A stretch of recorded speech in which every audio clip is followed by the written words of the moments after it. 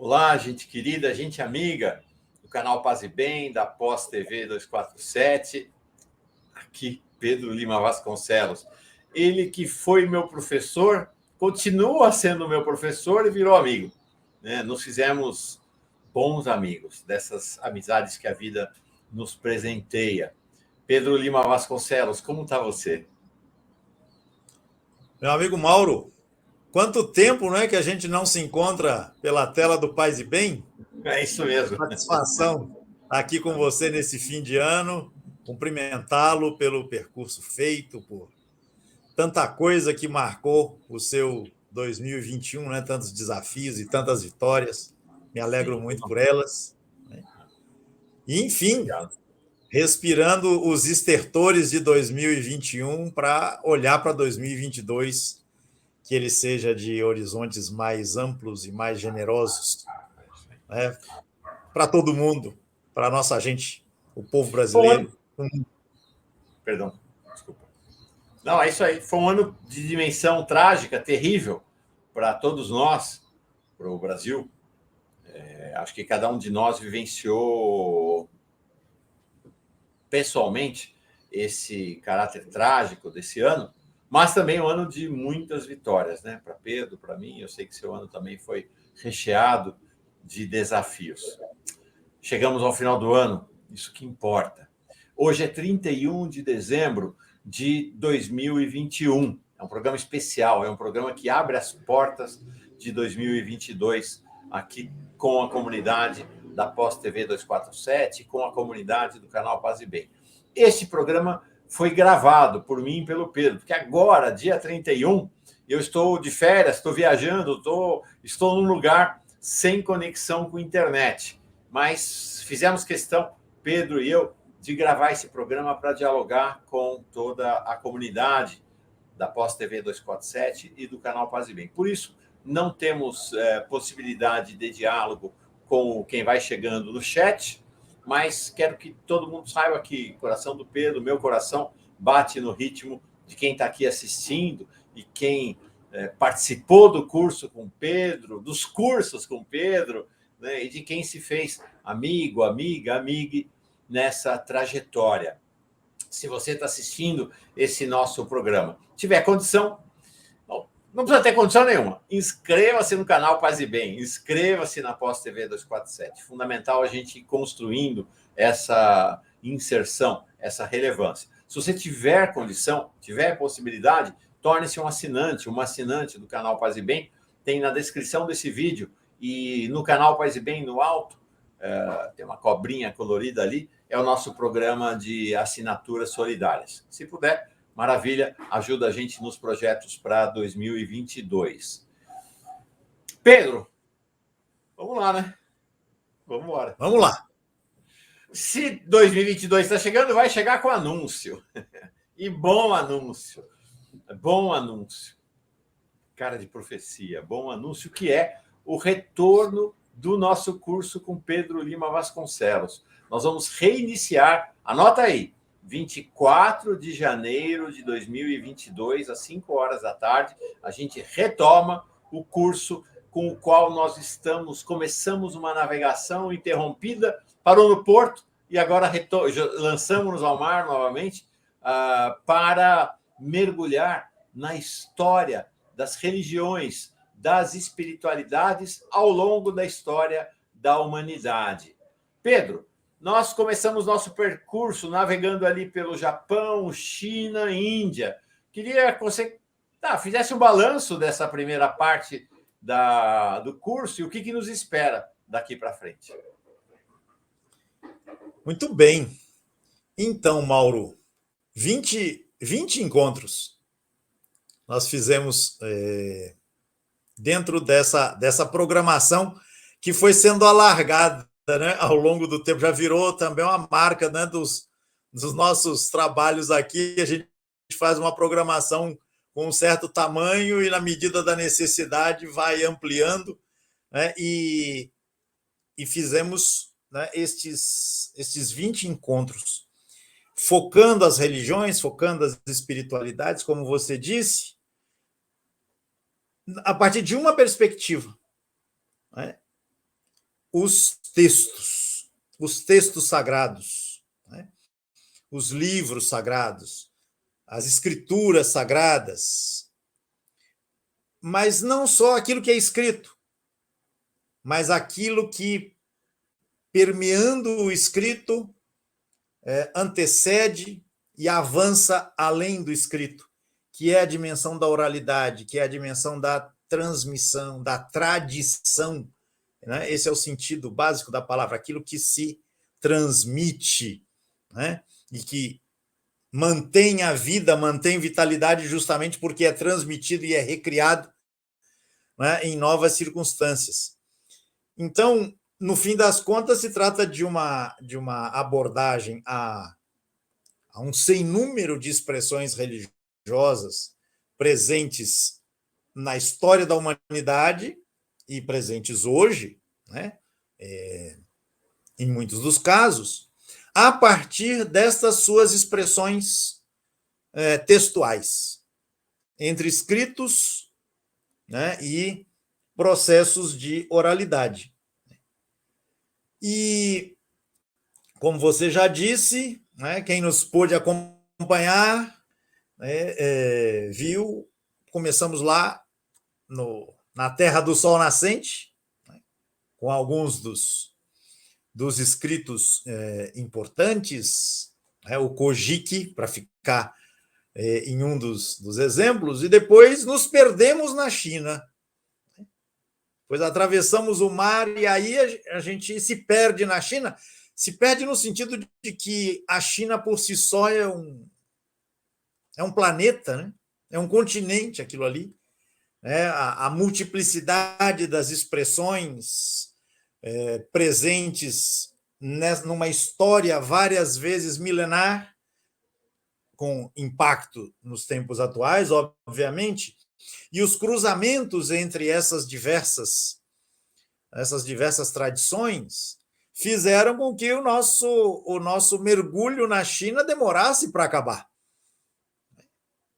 E o mesmo depois aconteceu com a Índia, que é, do ponto de vista geográfico, um subcontinente,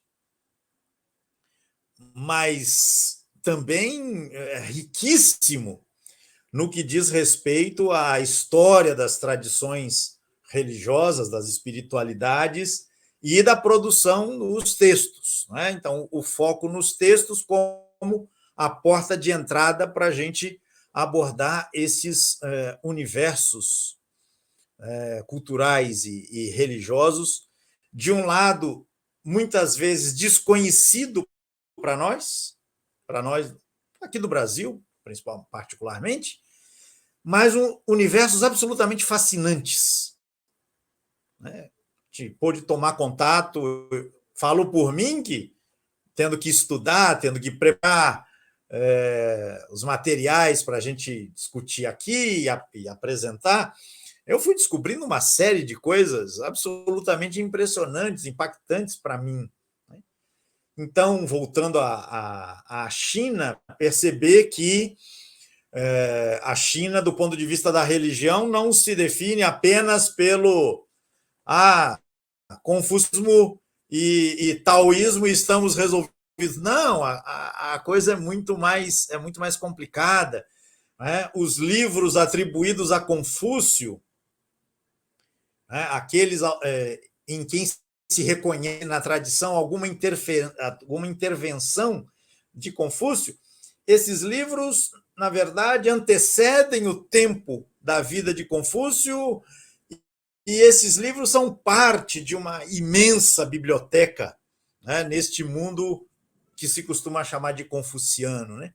No caso do Tao, a gente descobriu que não houve durante um certo tempo um único Tao Te Ching, um título em geral pelo menos conhecido, né? A gente viu que existiram versões diferentes, o texto fez uma história, né, ao longo de muitos séculos.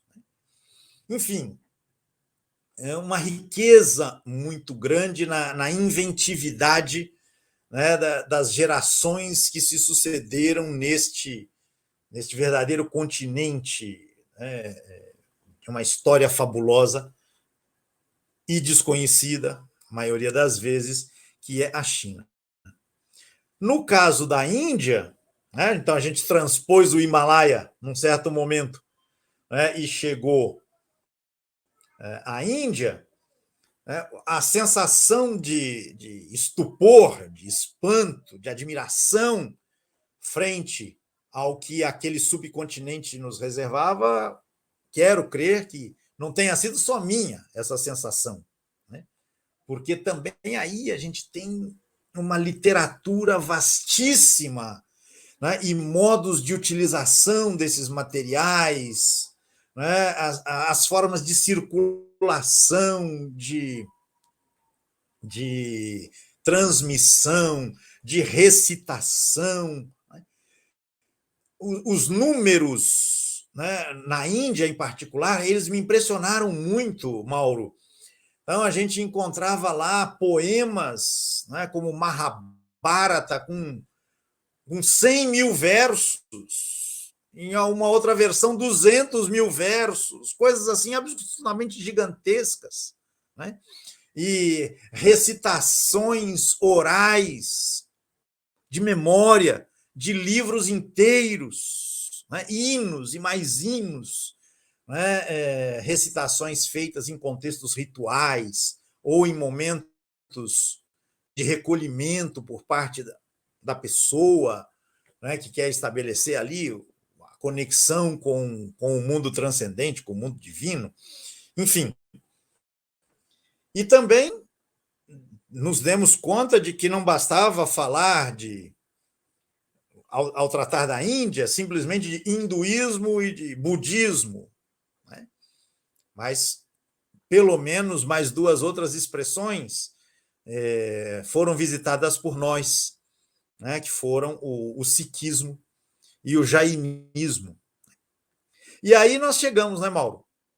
Aí foi necessário fazer uma interrupção, né? Que produziu sensações de abstinência. Eu sou testemunha disso, viu? Não só eu senti falta, mas outras pessoas se manifestaram dizendo: mas quando é que volta o curso? Está fazendo falta. Enfim, vamos voltar. Mas até aqui chegamos, né? Seu microfone, Mauro. Essa imagem foi uma imagem que marcou, né, o trecho do curso, né, o longo trecho do curso sobre a Índia, né? Essa imagem do Mahabharata, e tantas imagens, né, sobretudo a Índia, nos propiciou também iconografias extremamente ricas, né, Pedro? A gente ficou muito fascinado pelas iconografias, né? E não só as iconografias do hinduísmo, não. A iconografia do mundo Sikh, do mundo do jainismo, também muito forte, né? Muito forte. Sim, sim. As expressões da arquitetura religiosa, né? Impressionantes elas. Até aí chegamos. Mas é isso, a crise de abstinência gerou. Até hoje o pessoal me pergunta: e aí, o curso vai voltar? Não vai voltar? Estamos querendo mais. E como é que vai ser? E agora vai ser dia 24 de janeiro, 5 horas, a gente retoma. E a partir daí, o que vai ser, Pedro? Então, acabou sendo algo que não foi, obviamente não foi pensado, né? Não foi planejado assim, mas veio a calhar que a gente, tendo que fazer uma pausa, ela tenha ocorrido justamente aí. Porque agora a gente vai continuar o deslocamento, né, na direção do lado mais ocidental do Oriente, ou seja, do continente asiático, e vamos para essa região que em geral se chama de Oriente Médio, mas alguns têm proposto chamar de Sudoeste Asiático. Eu estou gostando dessa ideia. Ou seja, assim como você tem o lado de lá da Ásia, né, o leste asiático, o sudeste asiático, você tem do lado de cá o sudoeste asiático, né, fazendo conexões já ligando com a África de um lado e a Europa de outro, né? E aí, então, veio a calhar que a nossa interrupção tenha sido feita nesse momento em que a gente se desloca para essa região crucial da história humana e que vai produzir impactos, digamos assim, mais diretos na formação cultural do nosso país, né?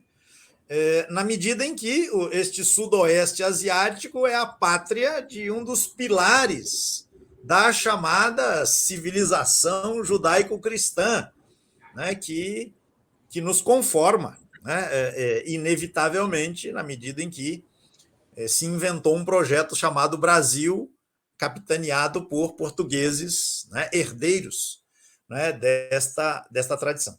Então, a gente chega a esse mundo do Oriente Médio, do Sudoeste Asiático, como se queira chamar, justamente como o cenário mais amplo, né, extremamente diversificado, extremamente rico, extremamente conflitivo, porque é um espaço de muita circulação, né, Mauro? Você tem, primeiro, a ligação entre 3 continentes, né? Essa região faz a conexão, né, entre 3 continentes, Europa, África e a Ásia, né, mais geral.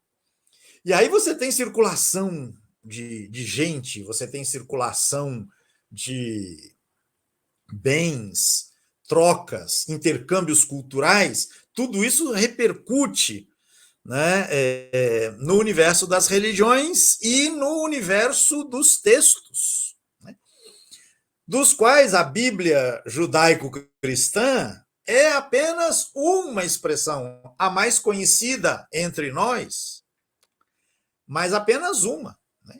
Então, a ideia é que justamente nós nos detenhamos aí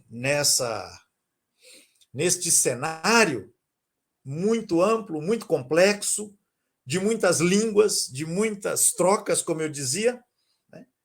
E comecemos com uma figura, né, quase que ancestral, eu diria, e que ganhou, inclusive, notoriedade nesse papel de alguém que abre algo novo e de enormes consequências para a frente, que é a figura de Zoroastro, né, o profeta iraniano, ao qual é associada uma religião que hoje tem um número bastante pequeno de adeptos, mas que jogou um papel de extrema importância na história deste mundo, né, do qual a gente deverá tratar, que é a religião justamente chamada zoroastrismo, né, ou religião zoroastrista,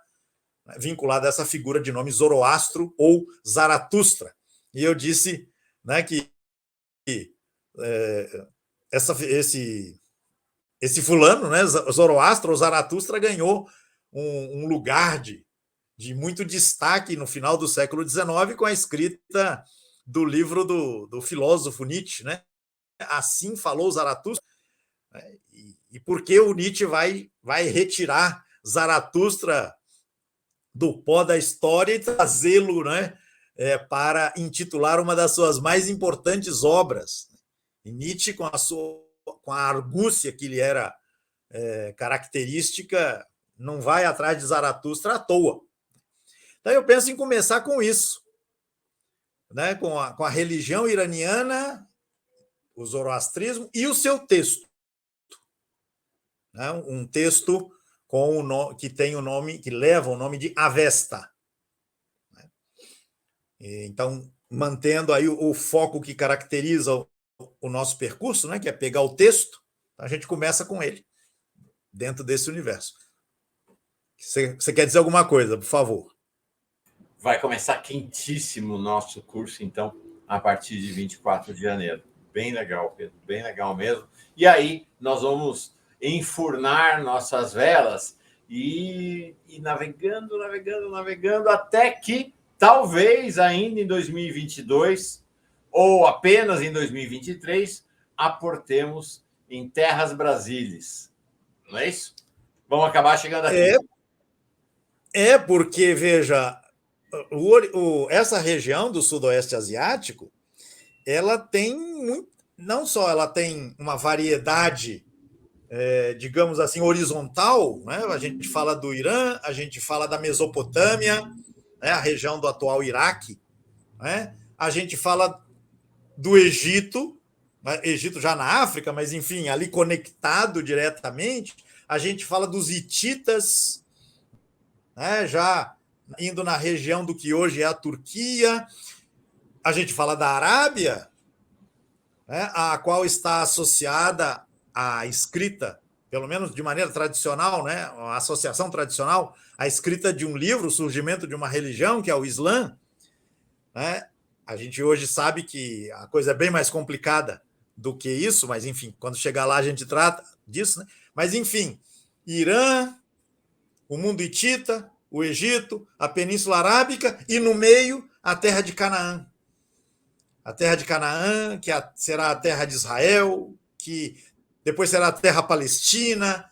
Então, a gente tem uma complexidade do ponto de vista horizontal, estou chamando, ou seja, do relevo, da geografia, mas você tem uma complexidade imensa do ponto de vista diacrônico, do ponto de vista da história.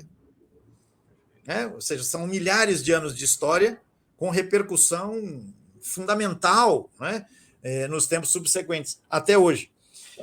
E aí, a partir do Sudoeste Asiático, a gente tem que mergulhar na África, né? Tem que entrar na África. E tem que avançar para a Europa.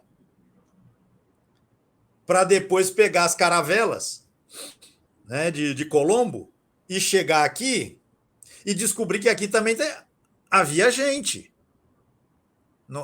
Esse continente não era desabitado como às vezes ingenuamente ou não tão ingenuamente assim se pensou. E os povos aqui habitantes, os originários daqui, também tinham e têm suas tradições religiosas e seus textos, e em alguns casos textos escritos, para finalmente chegarmos às terras que de 1500 para cá passaram a ser chamadas, ou um pouquinho depois de 1500, passaram a ser chamadas de Brasil. Não sei se a gente dá conta disso em 2022, não. Espero que você, Mauro, que não. tenha paciência comigo e o nosso público também, a nossa comunidade. Não, também. Paciência nenhuma, imagina, é uma delícia esse mergulho. A quantidade de saberes aos quais a gente vai ter acesso nessa jornada, e tem uma ideia bem firme nossa de transformar esta jornada toda, esse curso todo, num livro com 1 ou mais volumes, assim que a gente tiver encerrado a jornada no canal Paz e Bem. Importante, o curso ele é transmitido pelo canal Paz e Bem, não está sendo transmitido pela Pós TV 247, porque na medida em que a programação lá se estendeu, lá ou aqui, né, na Pós TV 247, cada dia mais privilegia-se a produção própria de conteúdo. Mas a gente vai ter todo o espaço, enfim, são canais irmãos. Pedro, vamos falar agora um pouquinho de 2022. Temos ainda mais uns 20 minutinhos para a nossa conversa. E eu queria te propor a seguinte reflexão para 2022. Para quem não sabe, eu conheci o Pedro como meu professor na Escola Dominicana de Teologia. Faz tempo isso, gente. E foi maravilhoso, para mim foi muito impactante ver este homem, mais jovem do que eu, debulhando o texto bíblico com uma abordagem, para mim, inesperada. Fiquei muito chocado com a maneira como ele... E nós vamos ter a oportunidade, então, de conhecer juntos aqui essa abordagem dele quando chegar na Bíblia cristã e na Bíblia judaica e a seguir na Bíblia cristã. A gente, de certa maneira, fez um pouco desse olhar no curso sobre Jesus, né? Pensar que tivemos já um curso sobre Jesus com Pedro. Mas nós vamos poder fazer... A gente já está vendo isso, né? Como Pedro aborda os textos de uma maneira absolutamente original. Isso é muito forte. Mas aí, começamos nossa jornada comum, Pedro e eu aqui, no Paz e Bem, na Pós TV 247, através de um curso voltado para o Brasil. Foi uma ideia do Pedro. O Pedro, ao longo dos anos, foi migrando da teologia para a história, e para a história brasileira, sobretudo, né? E hoje, Pedro é um dos maiores especialistas, um dos maiores estudiosos sobre Belo Monte. Belo Monte, sim, porque Antônio Conselheiro chamava aquilo que ficou vulgarizado como Canudos, era o nome da localidade antes de Antônio Conselheiro chegar, mas foi rebatizado de Belo Monte, o Belo Monte de Antônio Conselheiro. E o nosso curso aqui foi maravilhoso, teve enorme impacto no Paz e Bem, na Pós TV 247, para muito além disso. Foi um curso que teve repercussão nacional e alcançou um brasileiro herdeiro de Belo Monte na cadeia naquele momento, Luiz Inácio Lula da Silva, que se tornou aluno assíduo, sentava na primeira fileira da nossa sala virtual e estendeu o curso, né? Por conta dele, acabamos estendendo o curso em função das indagações e pedidos dele. O curso era para ter 8 aulas, acabou tendo 12 aulas. Virou um livro, né? E fez sua própria história. Então, eu queria te interrogar, Pedro, para pensar 2022 à luz do conselheirismo, né? À luz da utopia de Conselheiro e seus sertanejos e sertanejas lá no Belo Monte, massacrado pelo exército republicano. Por sinal, a República, o Exército da República estreou com o massacre a Belo Monte. Então, eu queria te propor uma reflexão, olhar para 2022, à luz dessa experiência da utopia de Antônio Conselheiro. Então, Mauro, quem acompanhou também essa nossa jornada, né, pelo Belo Monte de Antônio Conselheiro, encontrou várias vezes, ou me ouviu várias vezes falar, mencionar aquela expressão do saudoso Ariano Suassuna, né? Quem não conhece a história de Canudos não conhece a história do Brasil, e não conhece o Brasil, né? Então, se assim é, e eu estou absolutamente convencido de que sim, então voltar ao Belo Monte é sempre inspirador. É como se ali houvesse uma reserva inesgotável de possibilidades de descobertas para entender o passado, o presente a partir do passado e conceber o futuro, né? Uma das expressões mais impactantes, mais uma vez, vamos dizer assim, né, sobre o Belo Monte, formulada por sua gente, é aquela expressão, né, Mauro? Você vai se lembrar dela, que é o Belo Monte propagado pelas pessoas que nele habitavam, que o construíam cotidianamente, como a terra da promissão, onde corre um rio de leite e os barrancos de cuscuz de milho. Uma expressão densíssima de sentido, de significado, indicando justamente a possibilidade de um bem viver, né, que o Belo Monte viabilizou. Né? Mas não viabilizou assim porque a coisa caiu pronta do céu, não, porque foi tecido, foi construído coletivo e comunitariamente a cada dia. Né? Essa possibilidade de uma vida com horizonte, com perspectiva, com gosto, com graça. Né? Ora, Mauro, a gente pega isso e contrasta com um Brasil que em 2021 voltou ao mapa da fome, em que a população, boa parte dela, está na fila do osso. Eu acho que a fila do osso, Mauro, é uma imagem muito, muito dolorosa, mas que marca o declínio das condições de vida da população brasileira, um declínio que não é resultado apenas de uma pandemia, mas é resultado de uma política. E aí está o quadro de Tassiana, minha amada, né, reproduzindo justamente essa ideia, né, do, dos barrancos, dos morros de cuscuz e o rio de leite, né, na beira do qual o Belo Monte é construído. Linda, linda gravura de Tassiana. Então, Mauro, o que eu dizia, a fila do osso contrasta com a beleza que esse quadro expressa, né?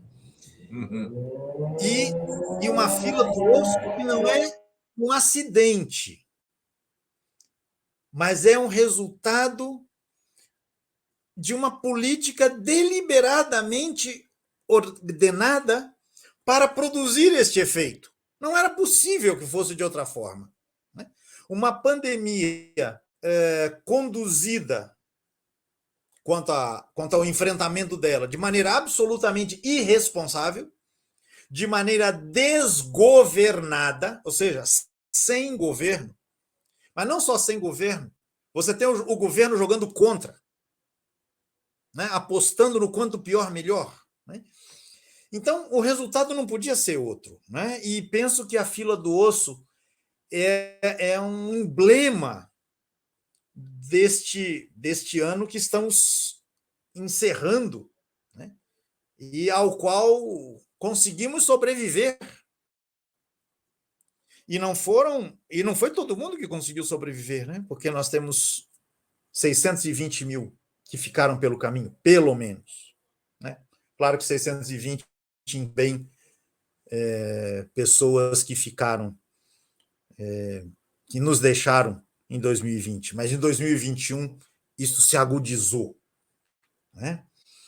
Então, isso foi 2021, né, como resultado, repito, previsível de uma escolha política, e a escolha política foi fundamentalmente aquela de tirar os pobres do orçamento. E você entende perfeitamente porque eu estou usando essa expressão. Trata-se de tirar os pobres do orçamento. O que é tirar os pobres do orçamento? É cortar-lhes direitos, cortar-lhes serviços, dificultar-lhes o acesso a coisas básicas. Num cenário como o nosso, por exemplo, a vacina. Agora estamos aí com o drama da vacinação das crianças, né? Esse desgoverno jogando contra. Agora, Mauro, você me pergunta sobre a perspectiva para 2022. Estou falando muito de 2021, que a gente está encerrando, né? Mas é que é preciso pensar em termos processuais, porque este mesmo 2021 que produziu esta marca terrível, né, de 620 mil mortos, né, e o descaso em relação à educação, aos serviços na área da saúde, e o descaso efetivo com tudo aquilo que dizia a respeito das demandas populares, a demanda da população de modo geral. Este mesmo 2021 faz vislumbrar um 2022 diferente. Um 2022 em que a gente pode falar com um ânimo renovado, com uma expectativa mais ampla de que a gente vai virar a página. A gente tem condições efetivas de virar a página e dar fim a essa aventura trágica, né, na qual as elites brasileiras nos mergulharam à custa de tanta fake news, de tanta corrupção, de tanta corrupção das instituições, do judiciário, das manobras políticas, enfim, a política foi corrompida no seu jogo cotidiano, né, e as instituições da justiça, etc, etc. Então, 2021 produziu, né, Mauro? Acho que há um ano atrás a gente não diria não poderia dizer a mesma coisa, né? O 2021, em meio a essa tragédia toda, a gente vivendo algumas frustrações, né? As manifestações que aconteceram ao longo do ano, que não juntaram aquela quantidade de pessoas que a gente esperaria, que a gente gostaria que tivesse saído às ruas, mas aí tinha o problema da pandemia, mas não foi só isso. Enfim, não foi um percurso linear o vivido em 2021, mas um percurso com idas e vindas, com sabores e dissabores, que ao final permite a gente dizer que em 2022 a gente tem possibilidades reais, efetivas, concretas, né, de virar a página. Será preciso muita construção ao longo de 2022 para que isso se materialize nas melhores condições, né? E, obviamente, estamos falando aqui da expectativa de um terceiro mandato, né, de Lula, que precisa não só ganhar eleitoralmente, mas precisa de ter as condições efetivas de governabilidade, seja para reverter tanto mal feito. Né? Eu imagino que a lista que o Lula deva ter ali na agenda dele das reversões a serem feitas não é pequena. Né? A retomada de um caminho de inclusão, de enfrentamento das demandas efetivas que o povo brasileiro tem, né? Uma renovação, uma recolocação na pauta, né, das questões relativas à educação, à saúde, à segurança, enfim, os direitos das populações originárias, direitos das populações quilombolas, enfim, outras pautas para além daquelas que foram enfrentadas nos governos populares, né, de 2002 a 2015, 2014, por aí. Né? Então, há novas pautas emergindo. O Giro das 11 é pródigo em explicitar, né, essas novas pautas que são urgentes, né, que dizem respeito a direitos das comunidades LGBTQI+, enfim, a pauta é gigantesca e as condições para a realização dessa pauta, a execução dessa pauta, né, precisam ser tecidas nos detalhes. Né? E, enfim, 2022 será o tempo de alimentar a possibilidade dessa concretização, mas ao tempo também de muita construção no detalhe, né? Na aliança, no acordo, no convencimento, no mostrar a quanta enganação a população brasileira foi submetida. Enfim, não é pouca coisa, não. Não é pouca coisa que nos aguarda para 2022. Mas o horizonte é promissor. Assim eu vejo 2022. Sim. Sabe, a gente está já encerrando, mas acho que foi um cenário muito interessante que você trouxe. Queria só me permitir uma breve meditação e aí te devolver com um pedido para encerrar nosso programa. Eu sei que por um desejo, talvez escapista nosso, a gente gostaria muito de dormir 31 de dezembro de 2021 e acordar 1º de janeiro de 2023, subindo a rampa com o Lula. É verdade, é verdade. Mas isso é um desejo escapista, porque 2023 não existirá sem a construção, e acho que Pedro usou mais de uma vez essa palavra, né? A ideia da construção, sem a construção que precisará ser realizada em 2022. Né? Então, parece que 2022 é um ano ponte. Teve lá aquela expressão maldita, eu diria, da ponte para o futuro, do Temer, né, que foi uma ponte para a destruição do país, mas agora sim, com o espírito verdadeiro da ideia de uma ponte, 2022 será um ano de ponte entre todos esses anos que começaram ali em 2015, sobretudo, quando as classes dominantes do país se reuniram para derrubar Dilma. Então, 2015, 2016, 2017, 2018, 2019, 2020, 2021. Então, é a ponte entre todos esses anos da desgraça. E a fila do osso é a síntese desse processo, Exatamente. né? Me perdoe aí a interrupção. É isso aí, é isso aí. Para chegar no ano da graça de 2023. Mas o ano da graça de 2023 só acontecerá se nós fizermos sua construção em 2022. Ele não virá caído do céu.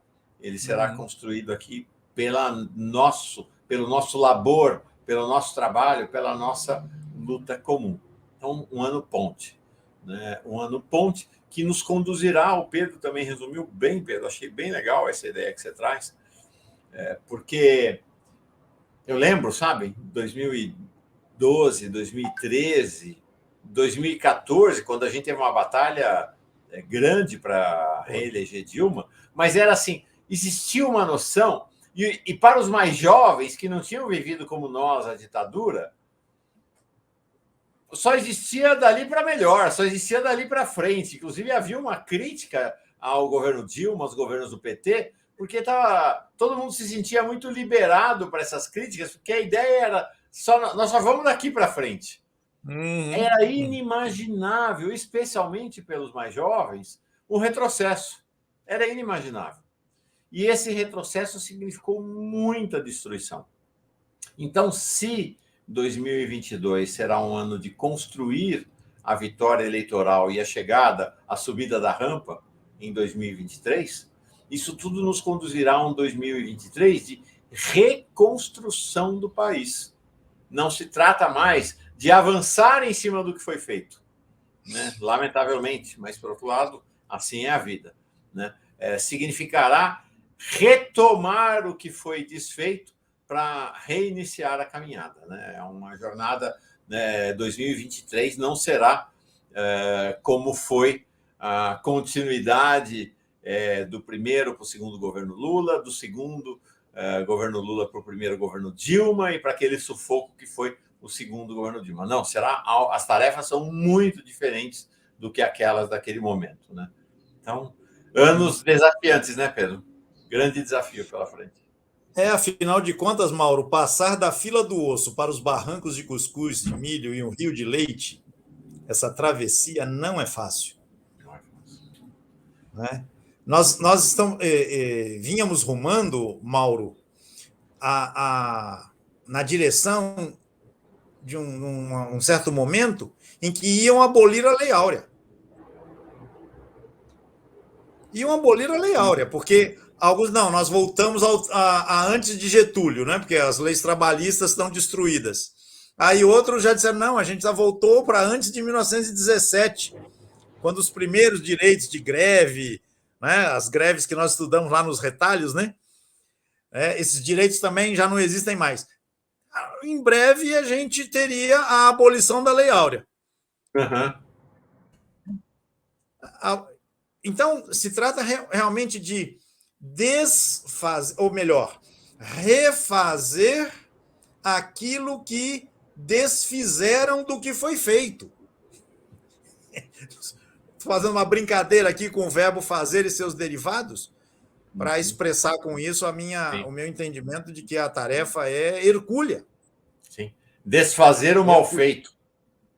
Pois é, desfazer o mal feito e o que foi destruído, né? Porque o chefe desse grupo, como é que eu qualifico? De energúmenos que ocupa. Quadrilha, né? Esse bando de delinquentes. Né? O chefe desse bando de delinquentes, ele dizia: eu não tenho nada a construir, tenho que destruir muita coisa. Essa foi uma expressão dele, né? Então, você reconstruir o que foi destruído para poder retomar um caminho que vinha sendo feito, né? Então, a tarefa não será fácil, o que coloca a necessidade de muito gás, de muita disposição, de muito fôlego para este 2022. Será muito exigente. Gente, Pedro, querido, a gente vai fazer essa travessia juntos. Vamos atravessar essa ponte juntos. E no nosso caso aqui, a contribuição do canal Paz e Bem, ou uma das contribuições do canal Paz e Bem, vai ser fazer a travessia dessa ponte ao tempo em que, do alto da ponte, nós vamos vislumbrar a trajetória da humanidade em seus distintos caminhos de espiritualidade. Vamos fazer isso com você, Pedro, vai ser muito bom. Será um prazer a retomada, Mauro. Bom, eu tinha dito que ia terminar com um pedido. Peço para você, Pedro Lima Vasconcelos, uma bênção para 2022 para mim e para toda a nossa comunidade. Bênção é uma palavra, eu sempre digo isso. Disse isso no Paz e Bem da última sexta-feira. Bênção é uma palavra benedicere. Bem dizer. Bênção quer dizer lançar sobre outrem, lançar sobre outra pessoa, outras pessoas, boas palavras, para que a gente siga em frente. Então, Pedro, lance boas palavras sobre nós para 2022. Que 2022 encontre cada qual com muita disposição, com muito ânimo. Que os duros aprendizados deste percurso que chegou até aqui, 2021, esses aprendizados sejam germinadores de novas invenções, da descoberta, do descortinamento de novos horizontes.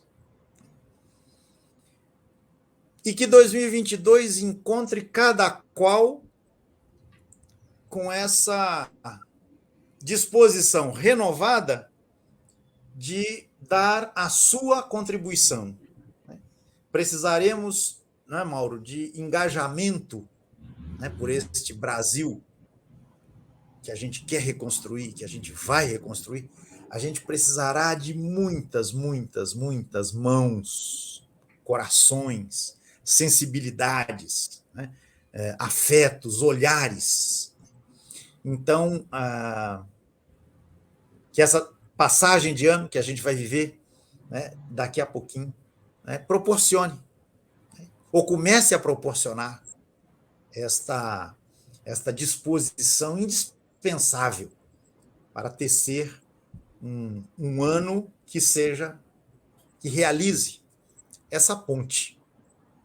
E que cada qual que nos acompanha, né, a partir das suas referências para a vida, os valores que inspiram cada qual que acompanha, que é membro e que segue o que aqui é feito no canal Paz e Bem, a partir das suas referências, né, encontre muito gosto, cada qual encontre, que encontremos muito gosto para colocar a mão na massa e fazer essa ponte. Que a gente vai construindo essa ponte, né, para poder reconstruir o Brasil, que a gente espera, tem confiança bastante grande de que poderá acontecer. Então, um feliz 2022 para todo mundo. E você, Mauro, aí nas suas férias, né, possa aproveitar bastante, né, e também voltar com um ânimo muito renovado, porque a sua presença, a sua atividade, o seu trabalho são de muita importância para muita gente, né, nesse ampliar a disposição e descortinar olhares e possibilidades. Então, para você, meu amigo, que 2022 seja particularmente promissor e realizador, porque com isso muita gente ganha, a começar de mim. Então, um grande abraço a você, um grande abraço a quem nos acompanha. Feliz 2022. Todos esses seus votos pessoais dirigidos a mim, eu faço a você também. E como a gente diz, igual e em dobro. Gente, façamos juntos, a travessia de 2022. Pedro, gente querida, paz e bem. Paz e bem. Até 24 de janeiro.